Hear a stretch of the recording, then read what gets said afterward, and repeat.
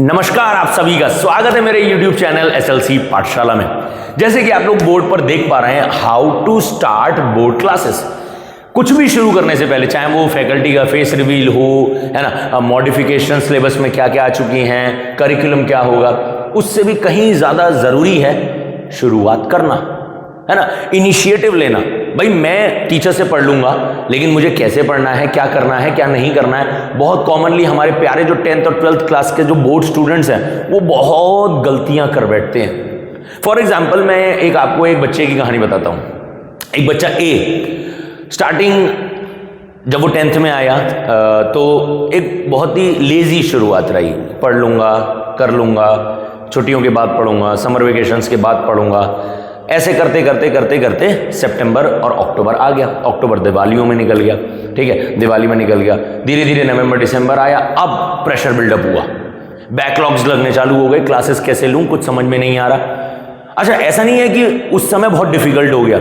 Problem यहां पर है कि उसने कभी शुरुआत ही नहीं करी, है ना। जब मैं किसी चीज की शुरुआत करूंगा नहीं तो मैं उसके अंत में भी नहीं पहुंचूंगा। एक बहुत ही इंपॉर्टेंट चीज के ऊपर मैं बात करने जा रहा हूं आज कि हम लोग अपनी बोर्ड क्लासेस कैसे शुरू करें। मैंने यहां पर एक कोट लिखा है, एंड इज द बिगिनिंग, ठीक है। यानी कि आप जहां पर खत्म करते हैं, असल में शुरुआत वहीं से ही होती है। फॉर एग्जाम्पल, रिजल्ट्स आप लोग के आ चुके हैं। 9th क्लास वाले 10th क्लास में प्रमोट हो चुके हैं, 11th क्लास वाले 12th में प्रमोट हो चुके हैं। क्योंकि अब हमारी एक बड़ी इंपॉर्टेंट बोर्ड क्लासेस हैं, तो कुछ चीजों के ऊपर हमें ध्यान रखना बहुत ज्यादा जरूरी है। ऐसे ही मैं आज कुछ इंपॉर्टेंट टॉपिक्स के ऊपर बात करने जा रहा हूं कि हमें क्या करना है और क्या नहीं करना। आइए जरा देखते हैं क्या क्या चीजें हमें करनी है और क्या नहीं। डूज एंड डोंट्स के ऊपर बात करते हैं। सबसे पहला, जैसे कि आप लोग देख पा रहे हैं यहां पर, कंसिस्टेंसी। कंसिस्टेंसी का मतलब होता है किसी भी काम को लगातार करना। फॉर एग्जाम्पल, मान लेते हैं कि मैं रोज पढ़ूं, ठीक है। अच्छा, ज्यादातर बच्चों के दिमाग में एक ये चीजें सेट हो चुकी हैं, एक मिथ डेवलप हो गया है कि भाई मैं 4-4 घंटे पढ़ूंगा, 5-5 घंटे पढ़ूंगा, 6-6 घंटे पढ़ूंगा, और जब वो चीजें नहीं हो पाती है तो बच्चे डिमोरलाइज होते हैं। देखिए, आप एक सिंपल सी प्रिंसिपल पे ध्यान दीजिए, डिवीजन ऑफ वर्क। आप काम को बांट दीजिए। आप एक दिन में इतना सारा ना करके आप उसको डिवाइड दीजिए। रोज पढ़ना है, लेकिन उसकी क्वांटिटी छोटी छोटी कर लीजिए, है ना। आधा घंटा पढ़ लिया, 1 घंटा पढ़ लिया, ठीक है। लेकिन शुरुआत अगर अभी आज से करेंगे या फिर आने वाले 1 अप्रैल से करेंगे तो ये प्रिंसिपल प्रैक्टिकल होगी। लेकिन अगर आप इस प्रिंसिपल को लेके जाएंगे अक्टूबर नवंबर तक, तो सॉरी, ऐसा नहीं हो सकता। आपको एक चीज पे यहां पर ध्यान रखना पड़ेगा कि भाई मैं रोज पढ़ूंगा और क्वांटिटी कम करके पढ़ूंगा, जिससे कि मैं जितना पढ़ूं उतना मुझे समझ में आ पाए, rather than sitting for long hours. लंबे मतलब मुझे ऐसा नहीं है कि मुझे बैठे रहना 5 घंटे 6 घंटे और वो 6 घंटे मेरे लिए फ्रूटफुल भी ना हो। मैं रोज पढ़ूंगा, लेकिन क्वांटिटी कम करके पढ़ूंगा। पहला है कंसिस्टेंसी। दूसरा आता है डिसिप्लिन। मुझे डिसिप्लिन रहना है। डिसिप्लिन का मतलब है, अगर मैंने रोज अपना पढ़ने का समय 4 बजे या 5 बजे या 6 बजे सेट किया है, तो मैं रोज उसी समय पर बैठूंगा। ये डिसिप्लिन है। डिसिप्लिन इन द सेंस, मुझे एक एक्टिविटी जो एम मैंने बनाया है, मुझे उसको अचीव करने के लिए रेगुलर प्रैक्टिस में आना पड़ेगा। मैं जानता हूं कि यहाँ कुछ मतलब एरर्स आ जाते हैं या कुछ बैरियर्स आ जाते हैं। कभी कोई फैमिली फंक्शन हो गया, मैं जानता हूं वो होता है, वो मेरे साथ भी है, आपके साथ भी, वो सबके साथ है। लेकिन उसकी वजह से हमारी पढ़ाई डिस्टर्ब हो जाए तो सॉरी, वो बिल्कुल मतलब ऐसे फंक्शंस किसी फायदे के नहीं है। फंक्शंस मतलब एंजॉयमेंट के लिए हैं, लेकिन अगर उनसे आपकी पढ़ाई डिस्टर्ब होती है तो ऐसे फंक्शंस किसी काम के नहीं है। और क्योंकि ये साल आपका 10th और 12th का है, तो अवॉइड लॉन्ग डेस्टिनेशन, मतलब लॉन्ग वेकेशंस, लंबी वेकेशंस को अवॉइड करिए। घूमने जाइए, कोई दिक्कत नहीं है ना, जाइए, लेकिन लॉन्ग वेकेशंस अवॉइड करिए, ठीक है। Third, focused. वेल फोकस रहिए। जो आप अचीव करना चाहते हैं, जो टारगेट आप लोग सेट कर रहे हैं या करने वाले हैं, उसके लिए फोकस्ड हो जाइए। आपको जैसे वो होता है ना कि आपने देखा होगा जो घोड़े रेसेस में दौड़ते हैं, उनके साइडों में एक वो आई पैच लगा दिया जाता है। वो क्यों लगाया जाता है मालूम है किसी को? वो इसलिए लगाया जाता है कि हॉर्स या घोड़ा अपने आजू बाजू की एक्टिविटी से डाइवर्ट ना हो, उसको सीधा अपना लक्ष्य नजर आए, वो सीधा अपने टारगेट की तरफ देखे और उसी की तरफ वो भागता हुआ जाए। क्योंकि हम लोग बहुत जल्दी डाइवर्ट हो जाते हैं, है ना। हमारी लाइफ में बहुत सारे डाइवर्ट, मतलब ये समझ लीजिए कि इतने सारे डिस्ट्रैक्शंस हैं, है ना, कि हम लोग उन पर आसानी से उतर जाते हैं और फिर हम अपने जो मेन टारगेट है, मेन ऑब्जेक्टिव है, उससे बहुत जल्दी डिस्ट्रैक्ट हो जाते हैं। तो ऐसे डिस्ट्रैक्शंस को हमें अवॉइड करना है, ठीक है। हमें डिस्ट्रैक्शंस पर नहीं जाना, हमें फोकस रहना है, मुझे क्या अचीव करना है, कब तक अचीव करना है, ये आप अभी से ही सेट कर लें। अगर जिन बच्चों ने अभी तक ये गोल सेट नहीं किया है, मैं उनको भी एडवाइस दे रहा हूं, आप ये गोल, आप ये चीजें अपनी सेट जल्दी से जल्दी कर लेंगे तो ज्यादा फायदे में रहेंगे। Third, clarity in working. Clarity in working का मतलब है मुझे आज क्या पढ़ना है, अपना एक टाइम टेबल बनाइए, अपना एक स्केड्यूल बनाइए, मुझे क्या पढ़ना है, कितना पढ़ना है, कैसे मैं पढ़ूंगा, मैं आज प्रैक्टिस करूंगा, मैं आज एनसीईआरटी पढ़ूंगा, आज मैं एनसीईआरटी के इन टेक्स्ट क्वेश्चंस करूंगा, जो बायोलॉजी वाली मैम ने आज मुझे कुछ 15-20 क्वेश्चंस करे मैं वो करूंगा।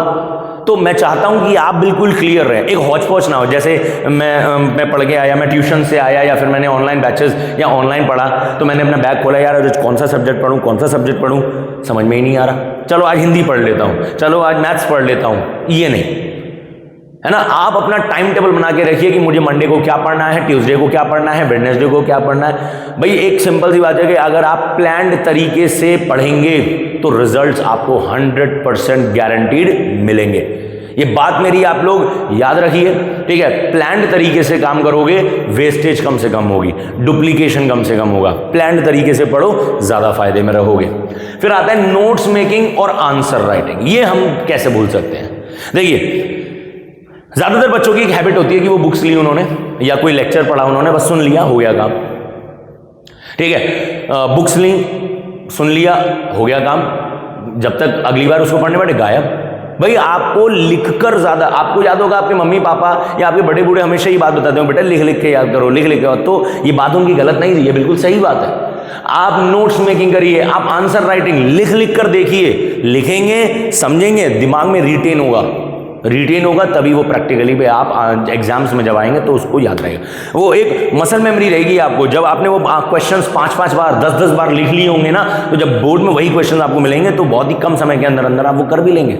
Notes making, answer writing, numericals, खासकर मैथ्स, फिजिक्स, केमिस्ट्री, इन सब के न्यूमेरिकल्स बहुत अच्छे से करेंगे। Economics, accountancy, numericals, practical questions पे बहुत फोकस करिएगा, ठीक है। Outings and fun. देखो, मैं जानता हूं कि हर कोई बच्चा एक लंबे समय तक नहीं बैठ पाता है पढ़ने के लिए, ठीक है। आपको एक चीज याद रखनी है कि आप मेमोरीज बनाइए, घूमने जाइए, मूवीज देखिए, लेकिन मैं दोबारा रिपीट कर रहा हूं, वो इतना ज्यादा गैप ना लेके आ जाए आपकी पढ़ाई में कि आपकी पढ़ाई डिस्ट्रैक्ट हो गई, आपकी पढ़ाई आपके हाथों से निकल गई। आउटिंग जाइए, घूमने जाइए, दोस्तों के साथ टाइम बिताइए, शाम को एक्सरसाइज करिए, फन एक्टिविटीज करिए, जिससे कि आपका जो माइंड है वो सिर्फ और सिर्फ पढ़ाई अब्जॉर्ब ना करे, वो आपके एनवायरनमेंट को भी अब्जॉर्ब करे। क्लियर मेरी बात? ये तो वो चीजें थी जो थी डूज। अब आते हैं जरा डोंट्स पर। मुझे क्या अवॉइड करना है? सबसे अहम तो यही है भाई। सबसे पहला, long rest periods. Long rest periods का मतलब है कि आप पढ़ने बैठे, आपने मतलब मान लेते हैं आधा घंटे पढ़ने बैठे, फिर आप रेस्ट पे आ गए, यार मैं थक गया, थकने के बाद वो 1.5 घंटे का रेस्ट पीरियड होगा। सॉरी, ये नहीं करना भाई, लॉन्ग रेस्ट पीरियड्स नहीं लेने अपने को। 10 मिनट्स का ब्रेक, 15 मिनट्स का ब्रेक, एक कॉफी ब्रेक ले लिया, एक टी ब्रेक ले लिया, बस एक वॉक करके आ गए, बस। ज्यादा से ज्यादा आपका जो ब्रेक है वो 10 से 15 मिनट का होना चाहिए, बस। ये चीज ध्यान रखिएगा आप, ठीक है। क्योंकि अगर ये 10 से 15 मिनट वाला 1 आवर से 1.5 आवर तक गया तो कोई फायदा नहीं है पढ़ने का। लॉन्ग रेस्ट इंटरवल्स नहीं होने चाहिए। क्लियर? Second, postponement. पोस्टपोनमेंट, यार आज नहीं पढ़ा तो कल पढ़ लेंगे, कल नहीं पढ़ा तो परसों पढ़ लेंगे, परसों नहीं पढ़ा तो एक दिन बाद पढ़ लेंगे। ये बिल्कुल नहीं करना। वही कहना कबीर का दोहा, कल करे सो आज कर, आज करे सो अब। अभी करना है, पोस्टपोनमेंट नहीं होना चाहिए। फिर हमारे अंदर ना एक हैबिट डेवलप हो जाती है, कल कर लूंगा, परसों कर लूंगा। Avoid that.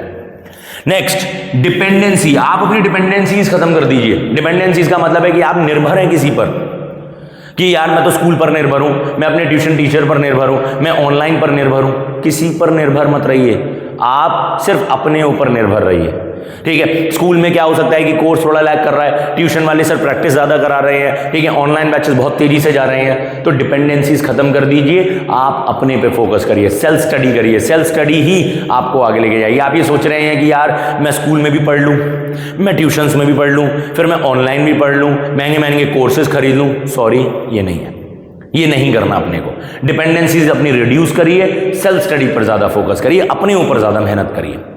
फिर आता है आपके पास मल्टीपल रिसोर्सेज को अवॉइड करिए भाई। मल्टीपल रिसोर्सेज का मतलब है कि आप एक बार में एक से ज्यादा टीचर्स को प्रेफर कर रहे हैं, आपने अगर अपना एक टीचर पढ़ा है तो उस पर भरोसा करिए। फॉर एग्जाम्पल मैं आपको एक चीज़ बताता हूँ। देखो, हर टीचर का अपना एक स्टाइल होता है, हर एजुकेटर का अपना एक स्टाइल है पढ़ाने का। मेरा अलग है, शायद आपके स्कूल के टीचर्स का अलग होगा, शायद किसी तीसरे का अलग होगा। मैं आपको वही कॉन्सेप्ट अलग तरीके से बताऊंगा, आपके टीचर्स उसको अलग तरीके से बताएंगे, तो आप किस किस का समझोगे भाई? मल्टीपल रिसोर्सेज को अवॉइड करिए, क्योंकि आप एक चीज़ को जब 4 लोगों से सुनेंगे तो 4 अलग तरीके से समझेंगे और वो समझ में भी नहीं आएगा आपको।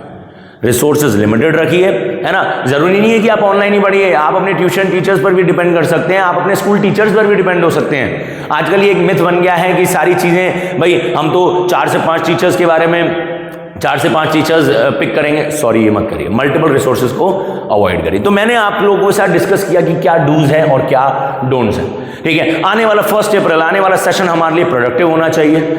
आज से ही हम लोग अपनी प्लान्स बनाने शुरू कर दें। जब मैंने कहा भैया प्लान्स बनाइए, स्ट्रैटेजीज बनाइए, ठीक है। तो आने वाला सेशन जुड़ जाइए हमारे साथ एसएलसी पाठशाला के साथ, जहां पर आपको क्लास 9, 10th के लिए SST English, physics, chemistry, biology, 11, 12 के लिए आपको बिजनेस स्टडीज और economics for the commerce stream, and science के लिए आपको मिलने वाला है फिजिक्स, केमिस्ट्री एंड बायो।